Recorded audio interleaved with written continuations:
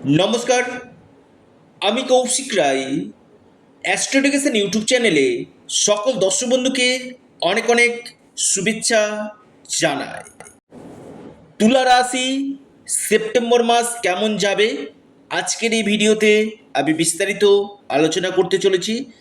জীবন বদলে যেতে চলেছে, কোন কোন দিকগুলো আপনাদের ক্ষেত্রে পজিটিভ, কোন কোন দিকগুলো আপনাদের ক্ষেত্রে নেগেটিভ, টু দ্য পয়েন্টে আমি আজকের এই ভিডিওতে বিস্তারিত আলোচনা করব। সম্পূর্ণ চন্দ্র রাশি ধরে এই ভিডিও আপনার সামনে আমি তুলে ধরছি। অনেকে বলে যে তুলা রাশি কৌশিকদা খুব সমস্যার পর সমস্যা, ভালো যাচ্ছে না কৌশিকদা।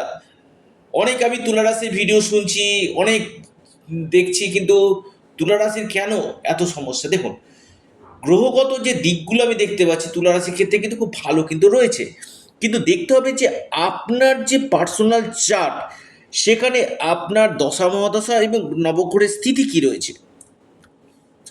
আসি আপনাদের স্বাস্থ্য। দেখুন, রাশিতে শুক্র অবস্থান করছে, মালব্য মহাপুরুষ রাজ্য সৃষ্টি করছে, যেটা আপনার ক্ষেত্রে, আমি বলবো তুলা রাশির ক্ষেত্রে আপনার শরীর স্বাস্থ্যের জায়গাটা যথেষ্ট ভালো, আপনার ইমিউনিটি সিস্টেম বাড়বে আরও।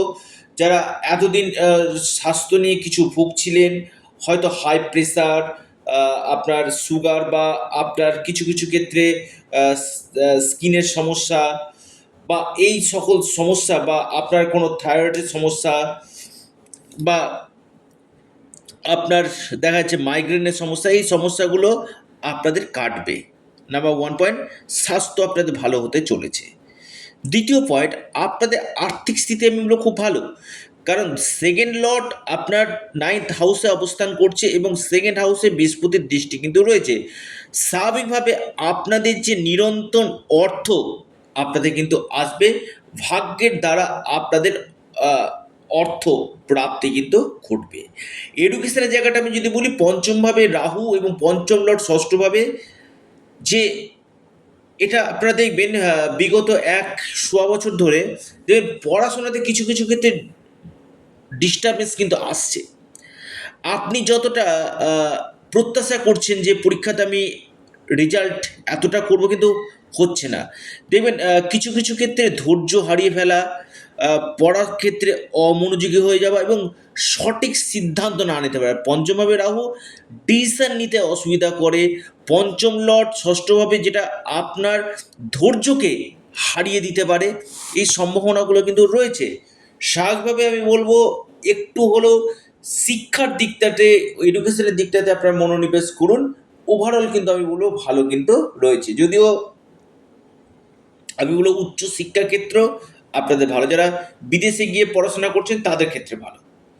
এবার আসি তুলা রাশি, আপনাদের বৈবাহিক জীবন কেমন যে দেখুন, বৈবাহিক জীবন সপ্তম লর্ড আপনার নবমভাবে অবস্থান করছে। দেখুন, আমি বলবো উনিশে সেপ্টেম্বর পর্যন্ত আপনাদের বৈবাহিক জীবন ভালো রয়েছে, অর্থাৎ যথেষ্ট বেটার।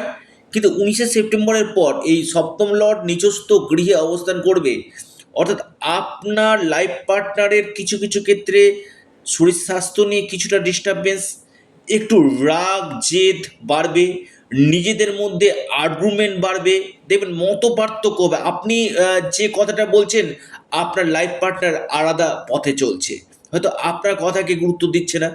পাশাপাশি এই মঙ্গল আবার আপনার রাশিকে দেখছে, আপনার মধ্যেও কিন্তু জেদ রাগ খুব কম থাকবে না।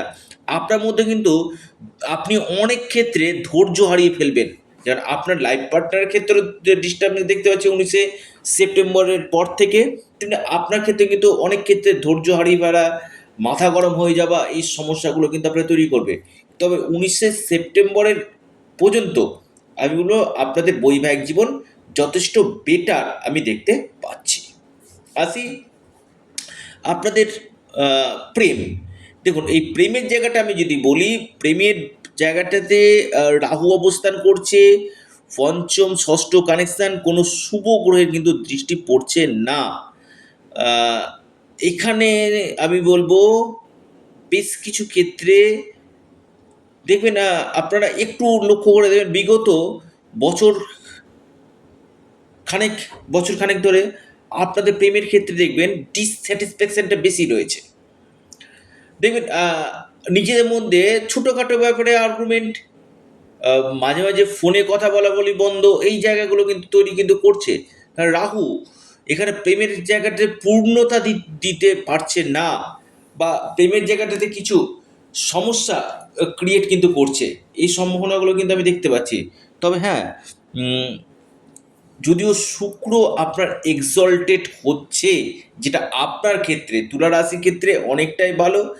মালব্য মহাপুরুষ রাজযোগ সৃষ্টি করছে, যেটা আমি বলবো আপনাদের প্রেমের ক্ষেত্রে যে ডিস্টারবেন্সগুলো যে চলছে, সেই ডিস্টারবেন্সগুলো কিছুটা হলেও আপনাদের কমবে। আসি আপনাদের বিজনেস। দেখুন, শুক্র কেন্দ্রে বুধ তুঙ্গ গৃহে অবস্থান করছে, যেটা আপনাদের ব্যবসা ক্ষেত্রে অনেকটা বেটার ফল দিবে। আপনি ধরুন কোনো বিউটি পার্লারের সঙ্গে যুক্ত রয়েছেন, বা আপনি কোনো কসমেটিক্সের বিজনেস করছেন, বা আপনি কোনো গার্মেন্টসের বিজনেস করছেন, বা আপনি কোনো বুটিকের কাজগুলো করছেন, এই জায়গাগুলো আমি বলবো, বা আপনি কোনো ক্রিয়েটিভ লাইনের সঙ্গে যুক্ত রয়েছেন, আমি বলবো যথেষ্ট বেটার। বিজনেসে ফ্লো হবে, ক্যাশ ফ্লো হবে, কাস্টমার সাপোর্ট আপনারা পাবেন। এই সম্ভাবনাগুলো কিন্তু আপনাদের দেখা যাচ্ছে। লিখে রাখুন। এবার আসি, আমি বলবো বিজনেসটা অনেকটাই বেটার। 90% আমি বলবো ব্যবসার ক্ষেত্রে ভালো, যদিও আপনার ব্যক্তিগত জন্মকুণ্ডলী দেখা দরকার রয়েছে।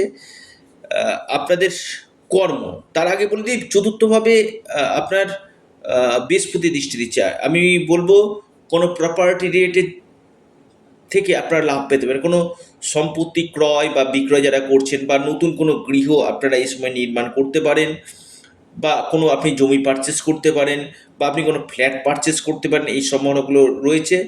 ব্যয় বাড়বে আপনাদের, পাশাপাশি ব্যয়ের জায়গাটা যথেষ্ট আমি দেখতে পাচ্ছি। তবে মামলা মোকদ্দমা থেকে কিছুটা মুক্তি আপনাদের হবে।